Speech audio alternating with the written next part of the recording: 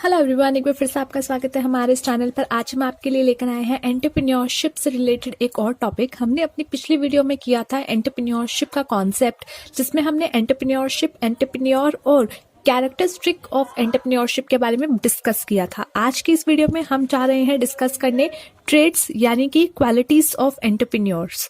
Entrepreneur की क्या qualities होती हैं, उनकी क्या विशेषताएं होती हैं, उनके बारे में आज हम इस वीडियो में डिस्कस करेंगे। ये क्वेश्चन आपके लिए कवर कर सकता है मिनिमम टू मिनिमम 5 मार्क्स, जिसमें आपको शॉर्ट नोट लिखने के लिए आ सकता है कि कौन कौन सी ऐसी रिक्वायरमेंट्स है या कौन कौन सी ऐसी क्वालिटीज हैं जो एक गुड एंटरप्रेन्योर में होनी चाहिए। उसके रिलेटेड आपके पास ये शॉर्ट नोट क्वेश्चन आ सकता है, बट वहीं पे साथ ही साथ 7 से 8 मार्क्स का क्वेश्चन भी आपका इस टॉपिक में कवर कर सकते हैं, जिसमें आपसे डायरेक्ट पूछा जाएगा कि tell us about the qualities of entrepreneurs. तो उसकी क्वालिटीज आपको वहां पे डिस्कस करनी होगी। यहाँ पे हम बात करेंगे उनकी क्वालिटीज के बारे में, जिसमें हम बहुत ही शॉर्ट टॉपिक मैंने आपके लिए यहाँ पे तैयार किया है, जिसमें 10 ऐसे हमने पॉइंट्स यहाँ पे कवर किए हैं, जिसमें बहुत ही इजीली आपको सब कुछ समझ आ जाएगा। चलिए बात करते हैं एंटरप्रेन्योर होते क्या है। ऐसे लोग जो कि रिस्क टेक करते हैं, जो कि एक अलग आइडिया लेके आते हैं, इनिशिएट करते हैं, उसको एक एंटरप्राइज बनाते हैं और साथ ही साथ सारी चीजों को यानी प्रोडक्शन को, अपना मटेरियल को, मैन को, लेबर को, सब कुछ मिला करके एक ऑर्गेनाइजेशन रेडी करते हैं और उसको एक जो है इकोनॉमिक एक्टिविटी कवर करते हैं।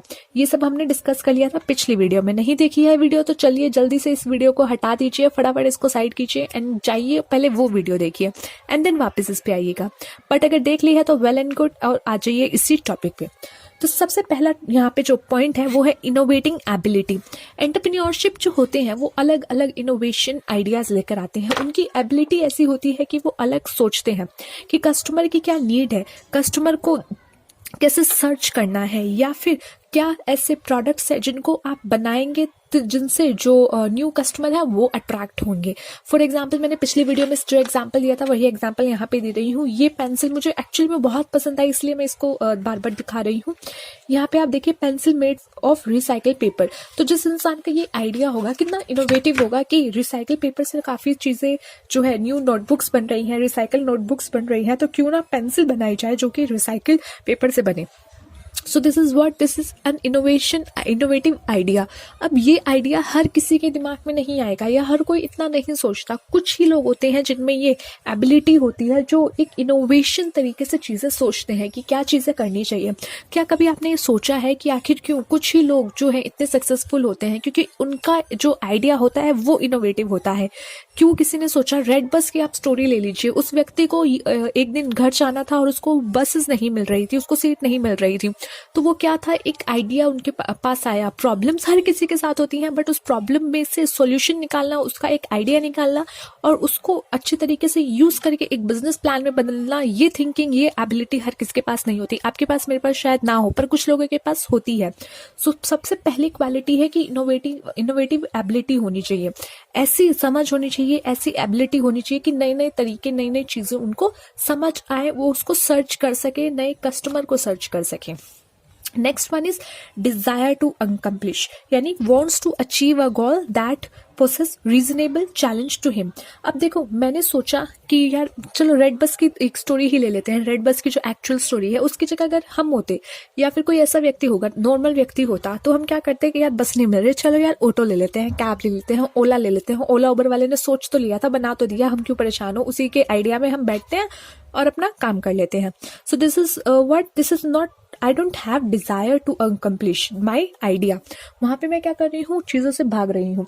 बट वहीं पे उस व्यक्ति ने क्या किया कि यार ओला उबर ने तो ठीक है, चलो किया सो किया, बात खत्म, उनका आइडिया था, बढ़िया था। बट यहाँ पे एक अलग सिचुएशन आ गई कि यहाँ पे मुझे कैब करने की नहीं मिल रही, या मुझे कैब का पेमेंट नहीं करना है, ज्यादा पेमेंट हो जाता है, गाड़ी नहीं जानी, मुझे बस में ही जाना है। सो उस चीज को मुझे क्या करना है, एक आइडिया मेरे पास आया, अब मुझे इसको गोल बना करके इसको जो है पूरा करना है, अकम्प्लिश करना है।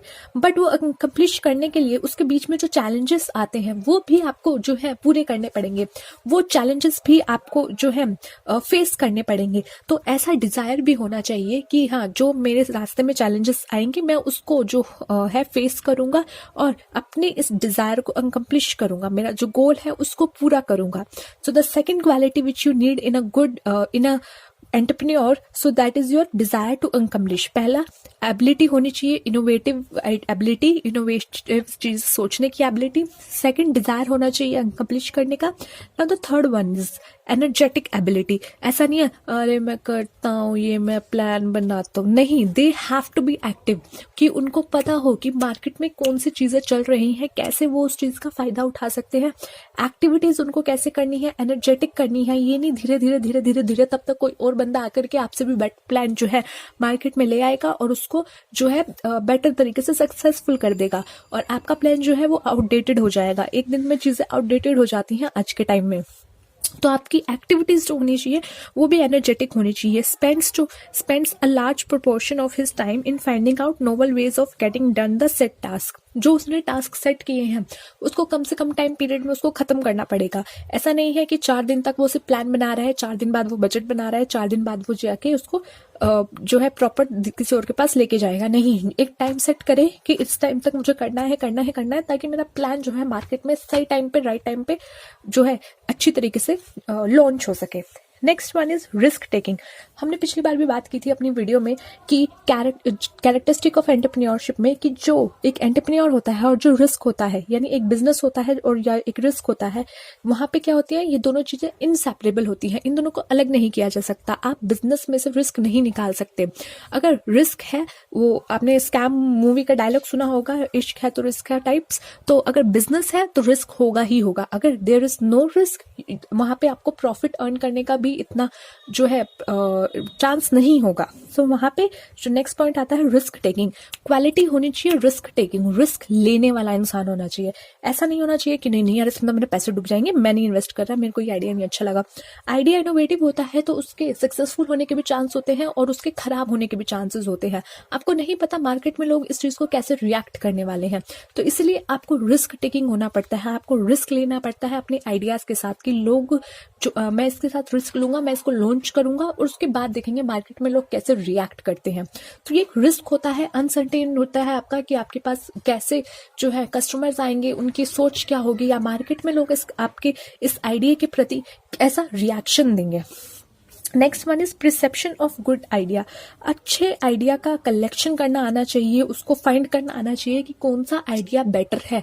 अब मेरे पास, हर एक व्यक्ति के पास दिन में 100 प्रॉब्लम्स आती हैं। उन 100 प्रॉब्लम्स में अगर आप सॉल्यूशन निकालने लगो तो कम से कम 20 तरीके के बिजनेस आइडिया शायद आपको मिल सकते हैं।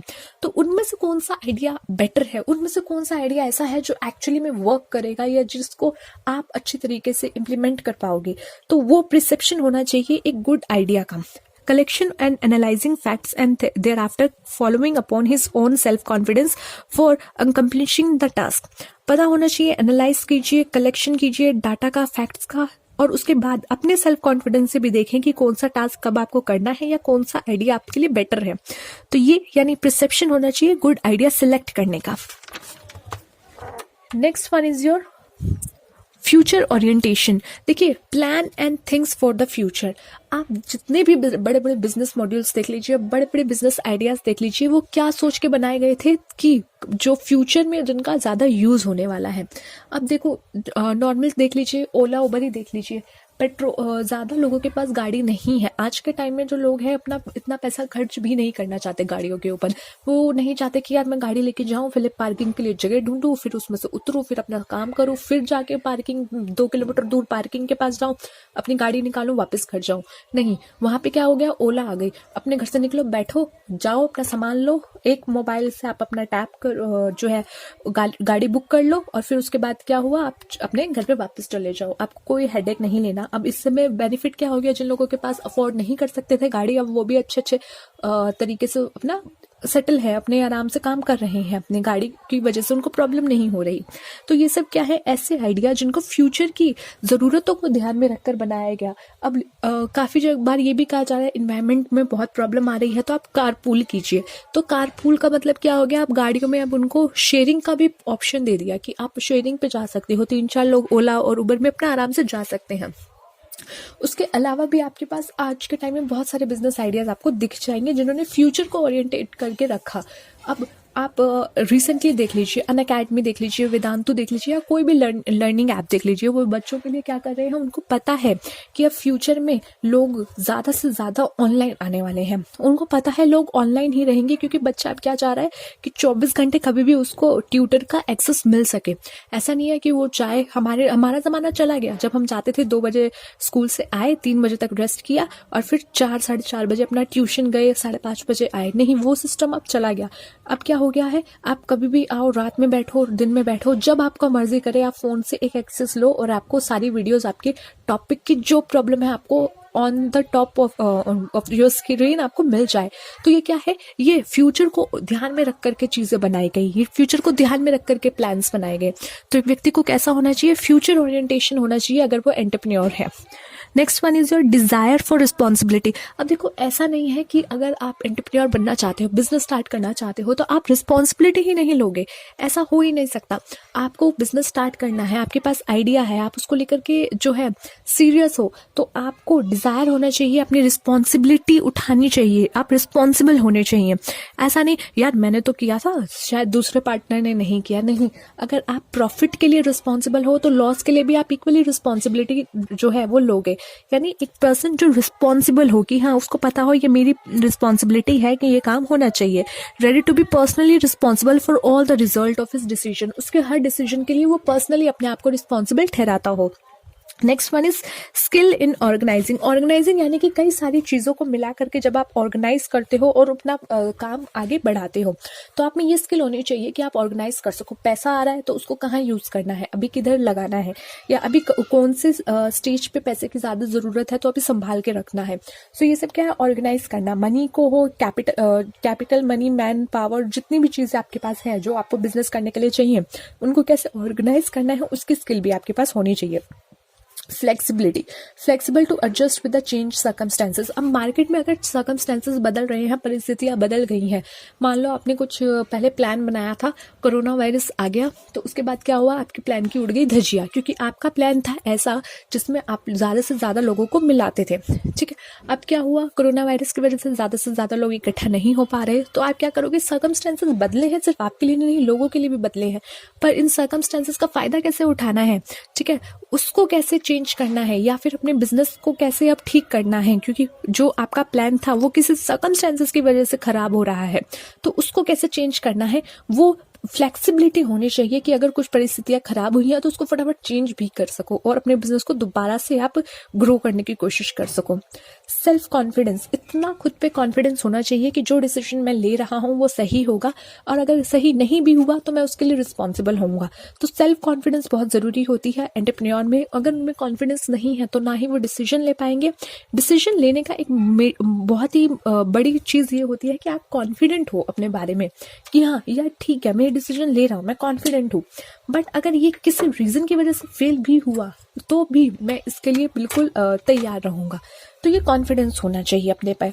तो सेल्फ कॉन्फिडेंस का मतलब यही नहीं है कि मैं जो करूँगा सही ही करूँगा, नहीं। सेल्फ कॉन्फिडेंस का मतलब है कि मैं जो कर रहा हूँ वो ठीक कर रहा हूँ, but in any case, in any circumstances अगर ये ठीक नहीं भी हुआ, किसी सिचुएशन की वजह से ठीक नहीं भी हुआ, so I am ready to handle all the situation जो भी आने वाली है फ्यूचर में। जो भी फ्यूचर में सिचुएशन आएगी मैं उसको हैंडल करने के लिए भी रेडी हूँ। सो that is your self confidence. तो ये है आपके मेन ट्रेंड्स और qualities of entrepreneurs. I hope आपको समझ आई हो, आई होप आपको वीडियो अच्छी लगी हो। मैं अपना 100% देती हूँ आपके लिए वीडियो बनाते टाइम। तो अगर आपको वीडियो अच्छी लगती है तो प्लीज़ लाइक ज़रूर कर दिया कीजिए, कमेंट में भी ज़रूर बता दिया कीजिए। आपको सिर्फ 2 सेकंड लगेंगे आपको बताने में। बट अगर आपको वीडियो सच में बहुत ज़्यादा अच्छी लगी तो अपने फ्रेंड्स के साथ भी शेयर कर सकते हैं। लाइक कर दीजिएगा वीडियो को, सब्सक्राइब कर दीजिएगा चैनल को। फटाफट एक बार दोबारा से हम इसके पॉइंट्स याद कर लेते हैं ताकि आपको दोबारा से रिवाइज हो जाए। इनोवेटिंग एबिलिटी, हर चीज़ को अलग तरीके से सोचने की एबिलिटी। डिजायर टू अकम्प्लिश, ठीक है, जो भी आपने डिसीजन लिया है उसको पूरा करने के लिए जो भी चैलेंजेस आने वाले हैं उसको भी आप झेल सको। एनर्जेटिक एक्टिविटी की आपको फटाफट काम करना है। Risk taking, perception of good idea. उसके बाद आपके पास आता है future orientation, desire for responsibility, skill in organising, flexibility and self confidence. तो ये थे आपके मेन पॉइंट्स जो कि बताते हैं आपको कि क्या क्या क्वालिटीज होनी चाहिए एक एंटरप्रेन्योर के अंदर। So thanks for watching. मिलते हैं नेक्स्ट वीडियो में एक अगले टॉपिक के साथ।